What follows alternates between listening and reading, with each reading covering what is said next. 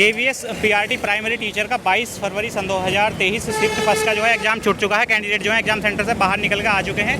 Candidate से पूछते हैं पेपर का लेवल कैसा था। मैडम आपका नाम? सृष्टि सिंह। अच्छा मैडम, यदि हम पेपर के लेवल की बात करें, मैडम यदि हम लैंग्वेज फर्स्ट से स्टार्ट करें हिंदी से, तो हिंदी में जो है मैडम संज्ञा से सर्वनाम से कोई क्वेश्चन आया था मैडम? जी हाँ, संज्ञा सर्वनाम से क्वेश्चन आया था। आपको सिर्फ उसमें आप मैच द फॉलोइंग टाइप से आया था कि आप संज्ञा और विशेषण, उसमें से संज्ञा और विशेषण में से आपको ऑड वन बताना है कि किसका मैचिंग नहीं हो रहा है। अच्छा मैडम, मुहावरे से, पर्यायवाची से, इससे क्वेश्चन आया था हिंदी के अंदर? विलोम शब्द ज़्यादा थे, पर्यायवाची एक दो थे जो कि सिंपल थे। अच्छा मैडम, किस चीज़ का विलोम शब्द था जैसे आपके? विलोम शब्द तो नहीं बता सकती, बट मुझे पर्यायवाची सूर्य का आया था। सूर्य का पर्यायवाची आया था। अच्छा मैडम, हिंदी में पैसेज भी आया था? हाँ बिल्कुल आया था। पैसेज आया था। अच्छा मैडम, यदि हम इंग्लिश की बात करें तो इंग्लिश में नाउन से, प्रोनाउन से क्वेश्चन आए थे मैडम? क्या क्वेश्चन? पार्ट ऑफ स्पीच थे। आपको नाउन सेलेक्ट करना था, वर्ब सेलेक्ट करनी थी, इन सब से आए थे। अच्छा मैडम, फ्रेजेस नहीं था। अच्छा मैडम, एरर आया था, पंचुएशन आई थी, प्रीपोजिशन आई थी मैडम? पंचुएशन नहीं आई थी। एरर का एक दो क्वेश्चन थे। मैडम क्या क्वेश्चन थे एरर के, जैसे आपको याद हो? या प्रीपोजिशन के क्वेश्चन आए हो, एंटोनिम सिनोनिम आए हो? नहीं, प्रीपोजिशन वगैरह के नहीं थे। एरर था कि लिटिल करके कुछ आगे का सेंटेंस था, आपको उसमें से ए बी सी दे रखा था, आपको उसमें से एरर निकालना था। एरर निकालना था। अच्छा मैडम, यदि हम पार्ट सेकंड जनरल अवेयरनेस की बात करें तो मैडम हिस्ट्री से कोई क्वेश्चन आया था? गांधी जी से, कांग्रेस से या वंश से? हिस्ट्री पॉलिटिक्स से कोई भी क्वेश्चन नहीं आया, सब करंट अफेयर था। मैडम करंट अफेयर जो आया था वो सन 2022 का आया था मैडम? 22 का था, 23 का भी था। मैडम जैसे करंट अफेयर कोई क्वेश्चन आपको याद हो? हाँ, जैसे कि गोवा में जो अभी IFFA करके कुछ हुआ है, उसमें अवार्ड मिला है, वो चिरंजीवी को मिला है, मुझे आंसर याद है। तो वो ऐसा आया था करंट पे। जी।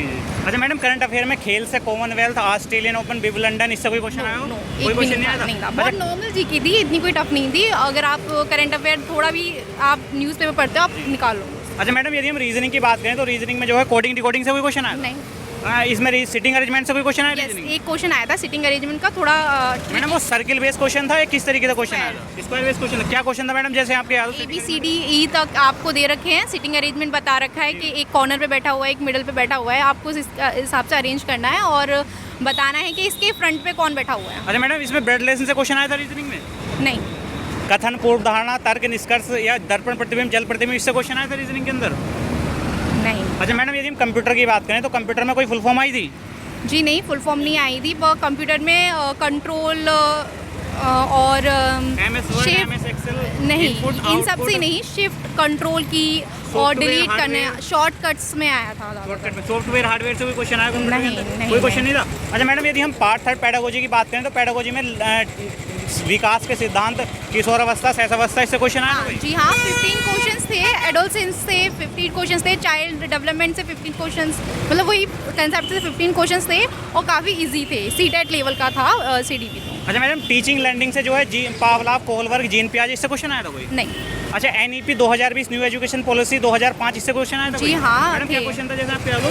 NEP से या फिर मुझे भी याद नहीं। बच्चों का शिक्षा अधिकार अधिनियम सन 2009, इससे क्वेश्चन आया था कोई? जी हाँ, उससे तो आए थे काफ़ी, बट उसमें सिंपल था कि मुझे भी क्वेश्चन से। अच्छा, जो स्कूल के वर्ष कैलेंडर योजना, इससे क्वेश्चन आया था मैडम कोई? जी हाँ, 2 क्वेश्चन आए थे। क्या क्वेश्चन था मैडम?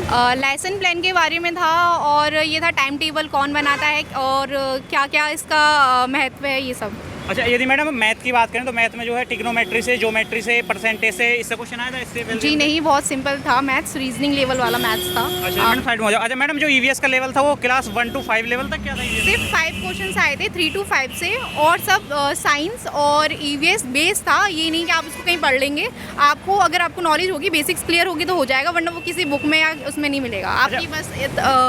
आपकी बस कंसेप्ट अच्छे होने चाहिए। और 3 से 5 तक NCERT 5 क्वेश्चन थे और फिर नहीं थे। मैडम EVS में मतलब परिवार या दोस्त, भोजन, रिलेटिव, इससे कोई क्वेश्चन आया आपको याद हो? जैसे EVS का कोई क्वेश्चन मैडम? मुझे EVS का एक क्वेश्चन याद है, मुझे थोड़ा रिमेम्बर करने दीजिए। अच्छा मैडम, जो पेपर था वो NCERT based paper 1 to 5th class का पेपर था, हाई लेवल का पेपर था। जो कैंडिडेट आगे पेपर देना आएंगे आप उन्हें क्या सलाह देंगे? NCERT बेस था और रिमझिम से क्वेश्चंस थे। रिमझिम से क्वेश्चन आए थे? और 3rd to 5th की रिमझिम नहीं, 8th तक की रिमझिम। रिमझिम से 8 तक की रिमझिम क्वेश्चन। अच्छा मैडम, थैंक यू।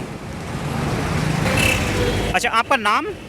नाम जीतू चौधरी। अच्छा जीतू जी, यदि पेपर के लेवल की बात करें हम, यदि हिंदी से स्टार्ट करें, हिंदी में संज्ञा से, सर्वनाम से, मुहावरा, पर्यायवाची, विलोम, इससे कोई क्वेश्चन आया था? हाँ जी, मुहावरे से। जी क्या आया था? मुहावरा क्या आया था? मुहावरा याद तो नहीं है, लेकिन एक क्वेश्चन उसे था। पर्यायवाची सिंपल आ रहे हैं। जी जी जी। लेकिन अब जो हिंदी में देखना है ना, तो वो हिंदी में ये देखना है कि जो हिंदी की बुक है उसमें से सीधे सीधे क्वेश्चन पूछे हैं कि जैसे रिम झिम से 3-4 क्वेश्चन पूछ लिए कि, और मतलब जो बुक का चैप्टर हमें पढ़ के आना है। बुक के चैप्टर से पढ़ने के बाद हमें पता चलेगा कि इसमें से क्या क्वेश्चन पूछा जा रहा है। अच्छा। कि जब भी एक क्वेश्चन और था, मुझे नाम याद नहीं, कि वो लड़का जब घर पे आया तो उसने घर पे किन किन को देखा, बिल्ली के बच्चे थे कि घर में किताबें पढ़ी देखी, वो एक लेटर लेकर के आया था पुरानी, मतलब यही 4th 5th की क्लासों से हिंदी से पूछा गया। अच्छा, जो रिमझिम था वो 1 to 5th क्लास का है था, 5th to 8th क्लास का है? ये आई थिंक 4th क्लास का है रिमझिम जो बुक है ना। हाँ, रिमझिम उससे पूछा गया। अच्छा, यदि हम इंग्लिश की बात करें तो इंग्लिश में या हिंदी का कोई क्वेश्चन आप बताना चाह रहे हो? जैसे ये इंग्लिश की बात करें, इंग्लिश में नाउन्स है, प्रोनाउंस है, एग्जेक्टिव। नाउन से आए हैं क्वेश्चन, अंडरलाइन करके पूछा गया है।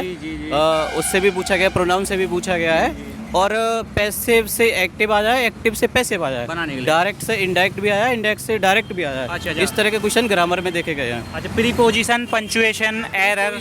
तो हाँ, प्रीपोजिशन नहीं, अब मैं कह सकता हूँ फ्रेजल वर्ब थी 1-2। हाँ, टेक के साथ में आई हुई थी फ्रेजल वर्ब, और इसके साथ पंक्चुएशन तो बिल्कुल नहीं आई। इंग्लिश में और देखा जाए तो एक पैसेज था, उसके 4-5 क्वेश्चन उससे जुड़े हुए थे। सिंपल सिनोनिम्स और एंटोनिम्स पूछे गए हैं। मैथ भी सिंपल है, 1-2 तो डायग्राम आए हैं जिनमें काउंटिंग करके बतानी कितने ट्रायंगल हैं। उस तरह के 2 डायग्राम आए हुए थे। एक पजल सिटिंग अरेंजमेंट में रीजनिंग की बात करें तो एक पजल के क्वेश्चन डाला हुआ है, बाकी सब सिंपल है, कोई ज़्यादा टफ है नहीं। अच्छा, हम यदि पार्ट सेकंड जनरल अवेयरनेस की बात करें तो हिस्ट्री से कोई क्वेश्चन आया हो, गांधी जी से, कांग्रेस से कोई क्वेश्चन आया हो, या फिर ज्योग्राफी से, नदी से, पर्वत से, हिमालय से कोई क्वेश्चन आया हो, भूमध्य रेखा से? इतना ज़्यादा मुश्किल नहीं है। भूमध्य रेखा से जुड़ा हुआ एक क्वेश्चन आया था। लेकिन वो इतना ज़्यादा टफ भी न था। जैसे कि जो आई थिंक वो अफ्रीका के जो लोग हैं ना, वो बाहर रहते तो उन्हें हम अपनी तरफ से देख करके उनको क्या कहते हैं, जैसे हम लोग बताए ना पूर्व की तरफ रहते हैं उन्हें पूर्वैया कहते हैं, उस तरह से जुड़ा हुआ कोई क्वेश्चन था। अच्छा जी, पॉलिटी से जीतू जी कोई क्वेश्चन आया हो, अनुच्छेद से क्वेश्चन आया हो, या फिर मौलिक अधिकार, नीति निर्देशक तत्व, विधानसभा, लोकसभा? नहीं, अनुच्छेद का कोई क्वेश्चन नहीं था। और इकोनॉमी से कोई क्वेश्चन था जीतू जी?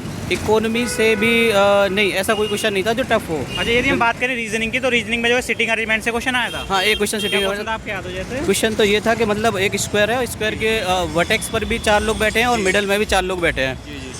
उसके हिसाब से डाटा दिया हुआ था, काफ़ी वेरिएंट बन रहा था, लेकिन हाँ काफ़ी देर में बन पाया, हो गया था। अच्छा, ब्लड रिलेशन से क्वेश्चन आया था, कोडिंग डिकोडिंग से नहीं, फिर वो दिया था कैलेंडर, घड़ी, पासा, रीजनिंग के अंदर क्वेश्चन आया हो। कैलेंडर का भी नहीं था, घड़ी का भी नहीं था। एक छोटा सा क्वेश्चन था कि जैसे ऑड डेज अगर हम बात करें कि हर एक 5 तारीख को आज आप आते हो और हर एक इंटरवल के बाद आते हो, तो मतलब 6 को छोड़ोगे 7 को आओगे। उसमें सीधा क्वेश्चन था कि एक इवन नंबर दे रखा था, तो बस सिंपल से क्वेश्चन थे, ज़्यादा मुश्किल नहीं है। अच्छा, हम कंप्यूटर की बात करें तो MS Word, MS Excel, input output से शॉर्टकट की ज़्यादा दो पूछी गई है, शॉर्टकट की। कोई फुल फॉर्म पूछी गई हो कंप्यूटर से, जैसे आपके याद हो जीतू जी? नहीं, फुल फॉर्म कोई नहीं पूछी। Software, hardware, input output device कोई पूछा नहीं? ऐसा भी सिंपल, इतना भी सिंपल कोई नहीं पूछा। अच्छा, यदि हम बात करें पेडागोजी की तो पेडागोजी में टीचिंग लर्निंग से कोलबर्ग, जीन पावलोव, वो आया था, सिगमंड फ्राइड का एक क्वेश्चन आया था, मनोविश्लेषण। आपके याद हो जैसे? इसका सिद्धांत किससे जुड़ा हुआ है, तो वो मनोविश्लेषणवाद से जुड़ा हुआ था। विकास के क्षेत्र, किशोरावस्था। देखो ऐसा डायरेक्ट कोई क्वेश्चन नहीं था। किशोरावस्था से जुड़े हुए 2-3 क्वेश्चन थे कि जैसे क्वेश्चन मुझे याद तो नहीं, लेकिन फिर भी मैं उस थीम तक पहुंचना चाहता हूँ। क्वेश्चन ये था कि मतलब बच्चे आक्रामक हो जाते हैं, तो किस एज में आकर के, तो उसमें किशोरावस्था आंसर था। NEP 2020, NEP 2005, इससे कोई क्वेश्चन आया? NEP 2020 से क्वेश्चन आया हुआ था। NEP 2020 से आया था कि मतलब जो इसका मेन थीम क्या है, इसका ढांचा क्या है, 2025 तक ये बुनियादी शिक्षा और सांख्यिकी को बराबर लेकर के आएंगे, 2030 तक इस तरह से क्वेश्चन घुमा फिरा करके दे रखा था। अच्छा, इसमें जो है मतलब जो पेडागोजी का लेवल था वो इजी था या मॉडरेट था? देखो पेडागोजी तो अगर देखा जाए ना तो वो डायरेक्ट क्वेश्चन बुक से नहीं है, लेकिन हाँ उसी पर अगर आपने माइंड प्रिपेयर कर रखा है ना तो क्वेश्चन बहुत सिंपल आ रहे हैं। यदि हम बात करें EVS की तो उसमें EVS से क्वेश्चन आया था, भोजन से क्वेश्चन। मैं बता दूं EVS का 1-2 क्वेश्चन सिंपल था, बाकी सब साइंस के क्वेश्चन थे। जैसे कि प्लांटों में ज़्यादा पानी भरने से क्या दिक्कत हो जाएगी, रूट्स का काम क्या है, एक के साथ 4-4 ऑप्शन आ रहे थे। मतलब इसके लिए अगर डीप में पूरा बताया तो ही होते हैं। साइंस के क्वेश्चन आ रहे थे उसमें। साइंस के क्या क्वेश्चन थे? बायोलॉजी के, केमिस्ट्री के, कुछ फिजिक्स के क्या क्वेश्चन थे आपके याद हो? बॉटनी के पूछा गया था, एक पूछा था मेगा मुझे याद नहीं है, लेकिन जैसे हम कह सकते हैं वो जैसे ब्रेन में प्रॉब्लम नहीं होती, ब्रेन से हेड से रिलेटेड क्वेश्चन था कि मेगा शहरी पालमी ऐसा कुछ करके वर्ड था, वो किससे रिलेटेड है, तो ऐसा करके पूछा गया था क्वेश्चन। अच्छा जी, तो ये हम बात करें यदि मैथ की, तो मैथ में जो है परसेंटेज से क्वेश्चन आया था, एचसीएफ एलसीएम रेशियो। अरे नहीं, सिंपल क्वेश्चन आ रहे हैं। मैथ में काफ़ी कोई ज़्यादा कुछ मुश्किल नहीं है। अब जो बच्चे सही तरह से पढ़ रहे हैं उन्हें सब कुछ आता होगा। अच्छा, यदि हम पेपर के कैलकुलेशन के ज़्यादा क्वेश्चन थे, ऐड माइनस सब्ट्रैक्शन करना, अरे काफ़ी बड़े बड़े क्वेश्चन दे रखते हैं, डेसिमल में इन्हें जोड़ो इन्हें घटाओ, ऐसा सिंपल से पूछे गए थे कई सारे क्वेश्चन। अच्छा, जो कैंडिडेट आगे पेपर देना आएंगे आप उन्हें क्या सलाह देंगे? वो ईवीएस या फिर ये सलाह दूंगा, अगर वो हिंदी के लिए करने आ रहे हैं तो हिंदी के वो 4-5 क्वेश्चन जो आज आए ना अगले सेट में आए तो रिम जिम की बुक से आए हो या मतलब वो 1 to 5th क्लास से स्टडी करें? एक रिम जिम की बुक है और एक और हिंदी की बुक है, उसका नाम मुझे याद ही नहीं आ रहा जी जी। तो उससे भी क्वेश्चन थे। आपने मॉक टेस्ट लगाया था? नहीं, मैंने मॉक टेस्ट नहीं लगाया इसके। अच्छा, इसमें जो टाइम मैनेजमेंट की कोई प्रॉब्लम है पेपर के अंदर? नहीं, टाइम अगर आप थोड़ा बहुत पहले सी टेट वगैरह या टेट वगैरह दे चुके हैं तो आप इस लेवल में आ जाते हो, तो टाइम आपको 30 मिनट तो सेव मिल ही जाते हैं, लास्ट में छूट जाते हैं। अच्छा, यानी कि वो 2.5 घंटे में। ओवरऑल पेपर का लेवल सही था? ओवरऑल पेपर का लेवल टीचिंग के हिसाब से जो होना चाहिए बाकी में बहुत अच्छा था, लेकिन जो डायरेक्ट क्वेश्चन पूछ ले ना बुक से, ये थोड़े से मुझे लगता है कि गलत पूछे हैं। बाकी तो कॉन्सेप्ट बेस पर सारी चीज़ें पूछी गई, साइकोलॉजी की बहुत अच्छा पूछा, पेपर बहुत अच्छा रहा। चलिए, थैंक यू जीतू जी।